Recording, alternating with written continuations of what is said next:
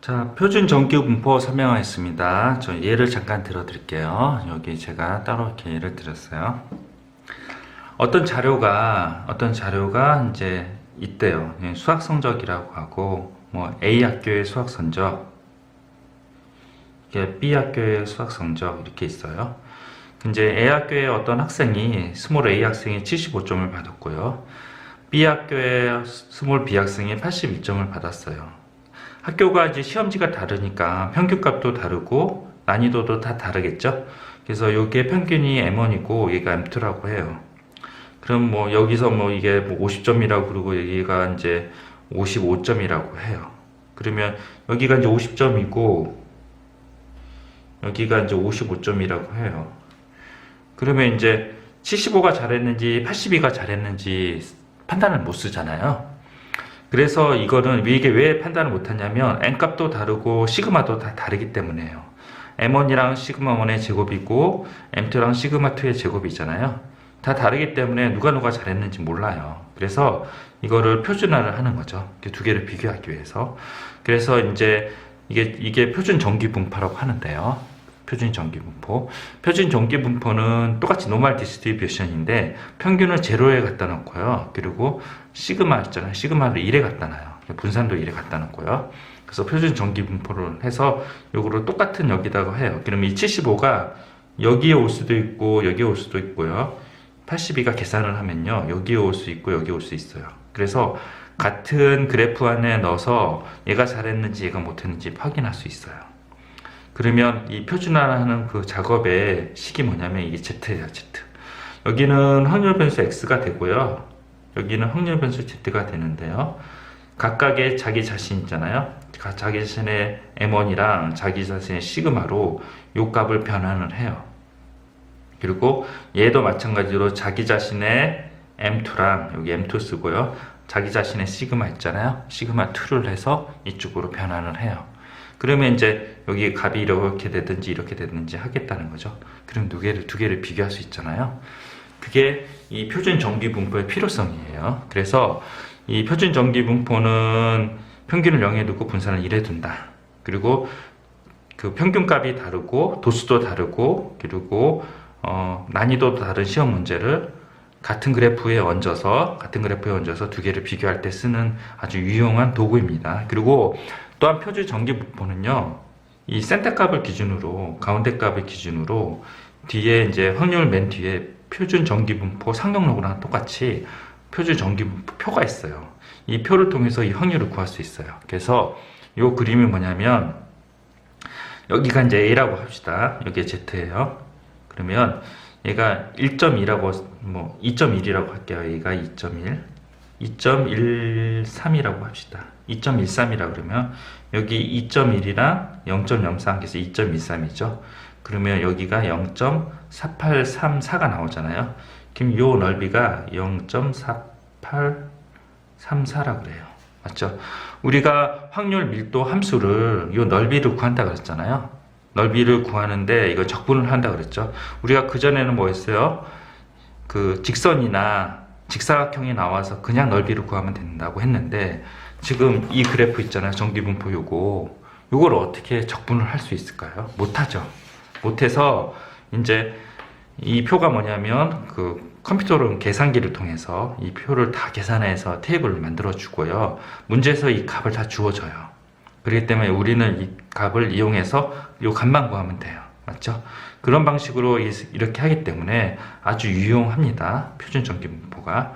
다시 한번 정리를 하면 이제 평균값이 다르고 도수도 다르고 시험 난이도가 다른 두 시험에 대해서 하나의 표로 안에 비교를 해서 누가 잘했는지 확인할 수 있고요. 그러면 누가 잘했는지 어떻게 확인하냐? 이 표준 정기분포 표를 통해서 얘가 상위 몇 프로에 있는지 두 개를 확인할 수 있다는 거죠. 아시겠어요? 잠깐 화면 멈추고 필기를 하십시오. 됐죠? 자, 그러면 문제를 풀면서 설명을 하고요. 뒤에 또 있네요. 자, 166페이지 표준 정기분포를 이용한 확률을 구하는 방법. 표가 있다 그랬어요. 그래서 자 보세요. P가 0보다 크대요. P가 0보다 크면 어떻게 돼요? 그림을 살짝 그리면요. 평균이 0이라 그랬죠. 표준 전기분포는. 그러면 이쪽이네요. 그럼 당연히 0.5겠네요. 0보다 작아요. 또 0.5예요. 왜냐하면 전체 넓이가 1이기 때문입니다. P가 0에서 A까지라고 해요. 그러면 0에서 A까지면 요거 보이시나요? 보이네요. 이렇게 되고요.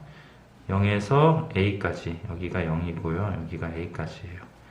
이 확률을 구하래요. 그거는 뭐요? 좌우대의 특징을 갖고 있으니 0에서 마이너스 A까지가 똑같아요. 그리고 제가 말씀 안 드렸는데 이거 표준 전기분포에 분포표에 있는 이 확률값 있잖아요. 이쪽은 안 나왔어요. 이쪽만 나왔어요. 왜냐하면 좌우대칭 특징을 갖고 있기 때문에 이쪽을 굳이 한 장을 더 만들어서 전기분포표를 만들 필요가 없어요. 0 기준으로 Z값이 요 값이면 요거에 대한 확률 이렇게 나와 있지 왼쪽은 안 나와 있어요. 되셨죠? 자, 그래서 요거는 이쪽은 오른쪽이랑 똑같으니까 확률이 똑같을 거다 가는 거죠. 그래서 2번이 이렇게 되고요. 그래서 Z가 A보다 크다. 요것도 표에 나와 있지 않아요. 요 값은요. 표에 나와 있는 거는 0에서 A 값뿐이 안 나와 있어요. 그래서 이 A보다 크다는 어떻게 하냐면요. 이 전체 0.5에서 표에서 나와 있는 값이 요 사이가 나와 있다 그랬잖아요. 그래서 0에서 A까지를 빼준 값으로 대신 구합니다. Z가 A보다 작다. A가 양수라고 했으니까요. 여기 양수라고 했으니까 A보다 작다 그러면 요거잖아요. 표에서 이 왼쪽 값은 나와 있지 않잖아요. 근데 여기가 뭐예요? 여기가 0.5죠. 그러니까 0에서 A까지 표에 나와 있으니까 그 값이랑 0.5랑 더해서 계산하시면 돼요. 자, 그리고 A에서 B까지 5번은요. 표에서는 A에서 B까지 안 나온다 그랬죠? 0에서 B까지 표에 나와 있고요. 0에서 A까지 나와 있으니 0에서 B까지에서 0에 A까지를 빼주면 된다고 합니다. 그리고 마이너스 A에서 B는 표에서 안 나와니 0에서 B까지 구하시고 여기 0에서 A까지가 여기랑 요 넓이가 같잖아요.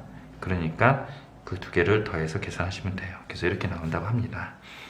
자, 그리고 전기분포의 표준은 아까 Z식 얘기했죠. 요 Z식 요거를 외우셔야 돼요.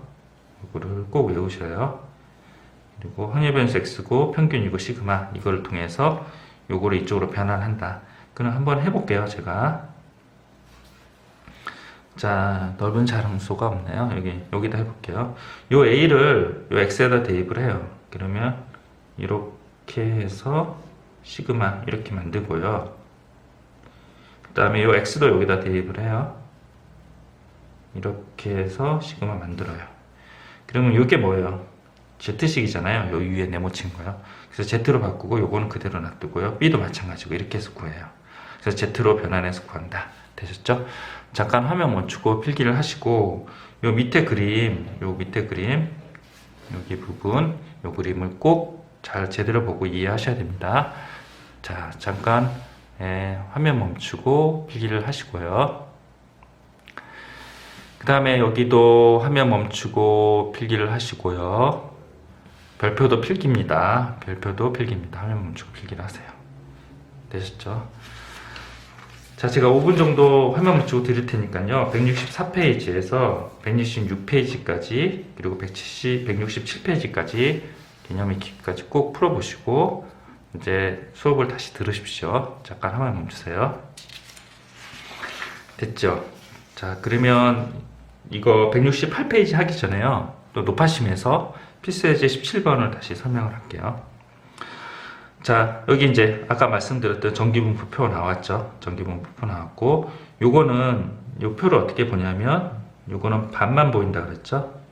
그래서 이렇게 쓰면 여기는 안 나왔고 이게 나왔어요. 그러면 여기가 Z고 여기가 1.5일 때 요 값이 0.4332다. 요런 의미예요. 그래서 요 Z가 1.5가 여기 1.5가 되는 거예요. 0에서 1.5까지가 0.4432 이렇게 보는 거예요. 되셨죠? 그래서 이제 여기에서 Z를 표시하시면 X 마이너스 평균 그리고 시그마 이렇게 Z를 만들고요. 요 값을 한번 해볼게요. 25를 X에다 집어넣고요. 마이너스 40하고 10해요. 그래서 요 밑에 이렇게 제가 새로 그랬어요. 이렇게 해서 이렇게 요 값을 만드시고 그 다음에 X도 여기다가 대입을 해서 이렇게 만들어요. 그렇죠? 그리고 40도 여기다 대입해서 이렇게 만들어요. 그래서 요거를 계산을 하시면 되고, 요게 Z잖아요. 계산하시면 1.5에서 0이죠. 네, 요거를 반드시 그림을 그리세요. 실수 안 하려면요. 근데 여기 왼쪽 부분은 없다 그랬잖아요. 그래서 좌우 대칭 특징이니까 플러스 1.5랑 어떻게 해요? 이게 같다고 했잖아요. 그래서 1.5를 찾아서 얘가 0.433이구나 이렇게 해서 답을 내시면 됩니다. 아시겠죠? 잠깐 화면 멈추고 필기를 해 두십시오. 됐죠? 그 다음에 168번 이제 높아심이 없어졌나 보네요. 자, 168번 필수 예제 16번 설명하겠습니다. 자, 이게 이제 평균값이 m이고요. 평균값이 m이고 x가 12보다 작다, x가 18보다 작다고 해요. 만약에 정규 분포라니까 종방의 대칭 그래프인가보다, 그래서 m이 여기구나 이렇게 판단을 하셔야 되고, x가 만약에 여기가 10이고 여기가 18이라고 하면 12는 이쪽의 넓이고 18은 이쪽의 넓이에요. 같을 수가 있어요? 안 같죠? 그래서 12는 왼쪽에 있어야 되고 18은 오른쪽에 있어야 돼요. 그래서 이렇게 그림을 수정을 하시고요. 그 다음에 이 m은 어떻게 돼요? 넓이가 같다고 하니 12랑 18에 뭐예요? 평균이 되죠? 그래서 15가 된다고 합니다. 됐죠? 잠깐 화면 멈추고 필기를 하시고요. 필기를 하는 김에 여기 요 문제 올드 옛날 개념 원리에 있던 내용인데 되게 좋은 문제인데 빠졌어요. 그래서 요거를 옮겨놔 주세요. 네, 필기하십시오. 됐죠? 이거 한번 풀어볼까요? 제가 이렇게 풀이를 해놨어요. 자, 되게 좋은 문제인데 왜 빠졌는지 모르겠어요. 자, 확률 변수 x가 정규 분포를 따르는데 0에서 1의 제곱이래요. 그래서 그림을 그리죠. 0에서 1. 그래서 마이너스 2에서 1 사이가 a고 마이너스 1 이상이 b예요. 그러면 여기가 이제 1이 있고 2가 있으니까 1, 2, 마이너스 이렇게 쪼개서 나눠요. 이렇게 나눕니다. 그 다음에 요거가 cc, 넓이가 cc, dd라고 정의를 하고요. 마이너스 2에서 1 사이는 여기가 a라고 하죠. 그럼 뭐예요? ec랑 d 이렇게 해서 구하시고요. 그리고 마이너스 1보다 크다? 마이너스 1보다 크다는 이거잖아요. 그래서 여기까지는 c고요. 여기는 뭐예요? 0.5죠. 그래서 b는 c 플러스 0.5 이렇게 돼요. 근데 0에서부터 2까지를 구하래요. 0에서부터 2까지는 여기를 구하라는 거거든요. 여기를 구하라는 거고, 이게 뭐냐 이렇게 물어본 거예요. 그건 뭐죠? c 플러스 d가 뭐냐 이렇게 물어본 거예요.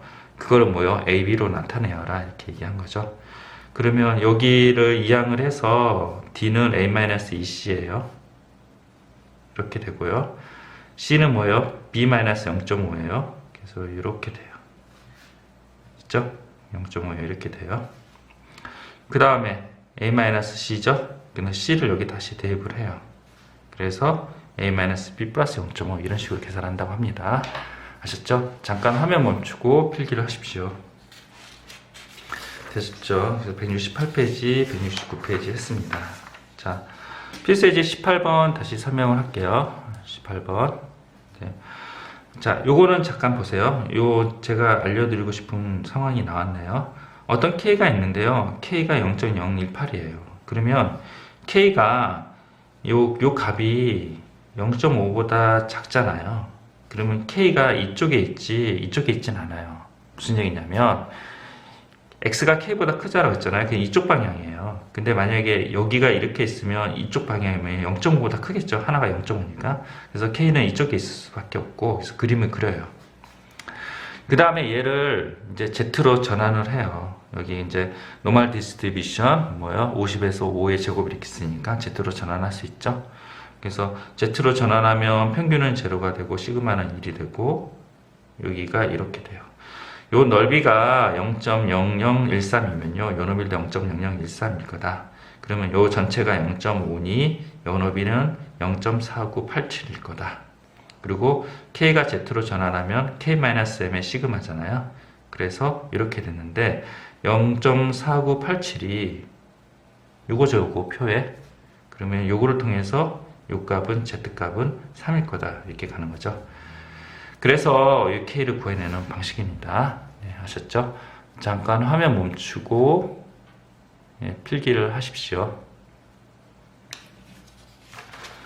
됐죠? 그리고 필수예제 19번 여러분들이 풀 수 있으니까 풀어보시고요. 그 다음에 저는 필수예제 20번 설명하겠습니다. 필수예제 20번 문제 잠깐 읽어보세요.